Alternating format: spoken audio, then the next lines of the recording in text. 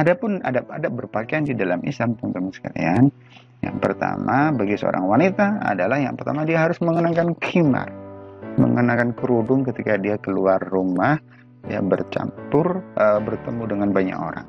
Yang kedua dia harus mengenakan jilbab, atau pakaian gamis. Terus gimana kalau nggak punya gamis?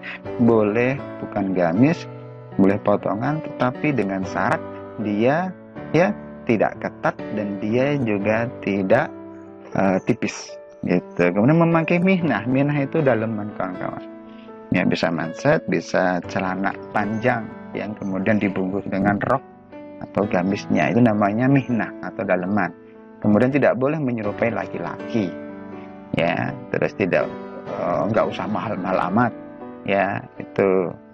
Kemudian tidak boleh ketat, berarti harus longgar, ya. Nah, kemudian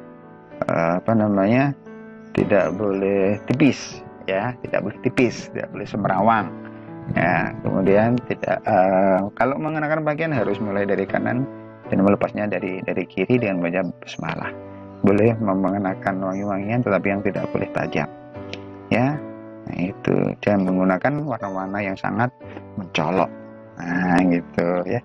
Kalau yang laki-laki bagaimana, teman-teman?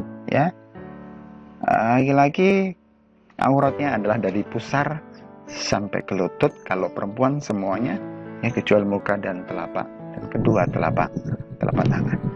Nggak boleh menyerupai pakaian perempuan, nggak boleh mahal, nggak boleh ketat, juga tipis, tidak boleh. Sama, ya, kalau mau mengenakan harus lewat kanan dulu dengan baca basmalah, membaca doa berpakaian.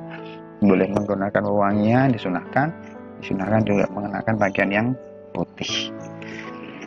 Nah, khusus bagi yang perempuan, teman sekalian, ini akan kita bahas, ya. Yang pertama, teman sekalian, batas aurat perempuan itu adalah muka dan kedua telapak tangan. Meskipun ini juga khilaf, tapi ulama sepakat pada umumnya, ya, batasan aurat seorang perempuan itu adalah muka ini, ya, muka, kemudian kedua telapak tangan. Nah, pakaian yang kedua adalah setelah kita tahu batasan auratnya bagi wanita, yang kedua adalah dia harus menutupkan kain kerudung. Yang tadi di khumurihinna, surat An-Nur ayat 31, ya, ini teman-teman, ya, ini, ya, ini jadi dia kepala kemudian menutupi dada, tidak boleh diikatkan atau cuman di atas dada.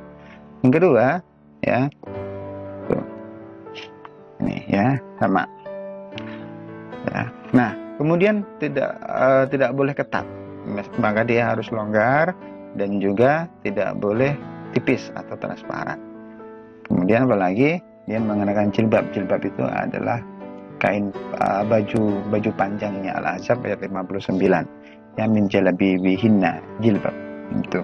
Kemudian gunakan mihnah, teman-teman, ya, biar larinya juga gampang. Nah, gitu, ya. Jadi kalau kita mengenakan mihnah, teman-teman, baik terutama teman-teman perempuan, ya, yang putri itu kalau maunya udah pakai baju panjang itu harus pakai daleman, ya, pakai daleman. Biar apa? Biar aman juga. Ini jika terjadi sesuatu dan lain yang tidak diinginkan, dia masih tertutup auratnya. Kenapa? Karena dia masih pakai celana panjang di dalamnya. Ya, mihnah itu namanya. Kemudian gunakan kaos kaki. Kenapa? Karena aurat perempuan itu muka dan kedua telapak tangan, berarti kaki termasuk aurat, dia harus ditutup dengan kaos kaki. Nah, ini, ya.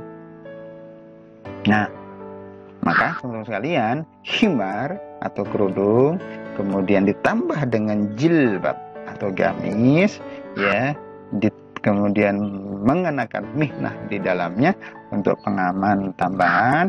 Kemudian mengenakan kaos kaki bagi kaki, ya. Kemudian yang selanjutnya tanpa tabarut. Nah, tabarut, teman-teman sekalian, tabarut itu adalah bersolek berlebih-lebihan, ya. Boleh bersolek, tetapi jangan bersolek seperti orang jahiliyah. Nah, itu, ya. Tabarut itu adalah bersolek berlebih-lebihan, ya, untuk menampakkan kecantikannya, kemolekannya di depan orang banyak, ya. Bersolek boleh, tapi di hadapan suaminya. Kalau keluar ya sekedarnya, yang natural-natural aja. Ya, karena tabarut ini juga dosa kalau dilakukan oleh wanita ketika dia keluar rumah, baik dengan suami maupun tidak dengan suaminya. Biasanya itu kalau pas kondangan atau mau ke mall dan seterusnya, itu kan dandan ya, berdandan yang luar biasa, itu yang disebut dengan tabarut ya. Jadi mengenakan khimar, jilbab, kaos kaki, mihnah, tidak tabarut, tidak dandan berlebih-lebihan, maka itulah disebut dengan hijab. Jadi hijab ini adalah sebuah konsep melindungi diri wanita ya, agar terhindar dari keburukan.